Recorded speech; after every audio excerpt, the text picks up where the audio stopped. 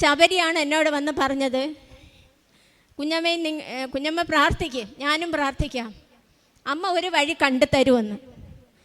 ഞാൻ പറഞ്ഞു ഞാൻ വന്ന് സാക്ഷ്യം പറയാമെന്നും പറഞ്ഞു. പിന്നീടാണ് ഇതെല്ലാം നടന്നത്. പക്ഷെ ആ വിവാഹം ഒരു സ്ത്രീ നടത്തിയ വിവാഹമല്ല. സത്യത്തിൽ 4 ആണുങ്ങൾ നിന്ന് നടത്തിയാൽ എങ്ങനെ ഇരിക്കും?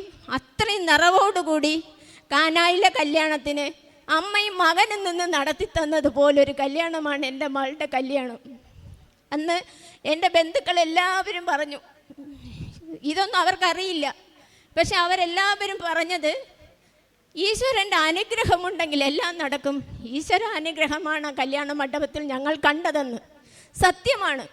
അവരെല്ലാവരും എന്നെ പുകഴ്ത്തിയും അനുമോദിച്ചും ഒക്കെ പറഞ്ഞു. പക്ഷേ ഇതിനെല്ലാം ക്രെഡിറ്റ് ഒരാൾക്കേ ഉള്ളൂ, എൻ്റെ അമ്മയ്ക്ക്. ആ അമ്മയ്ക്കിൻ്റെ മുമ്പിൽ ഞാൻ അവർ പറഞ്ഞതിനെല്ലാം ഞാൻ നന്ദിയായിട്ട് അർപ്പിക്കുകയാണ് ഈ സമയത്ത്. അതുപോലെ അതിനുശേഷം 18 ലക്ഷം രൂപയുടെ കടക്കാരിയായി. ഈ 18 ലക്ഷം രൂപ പലിശയും മുതലും ഒക്കെ ആയിട്ട് എങ്ങനെ കൊടുക്കണമെന്നറിയാത്തൊരു സ്റ്റേജിലേക്ക് പോയി. അത് മുമ്പത്തേനേക്കാളും വലിയ കഷ്ടത്തിലായി.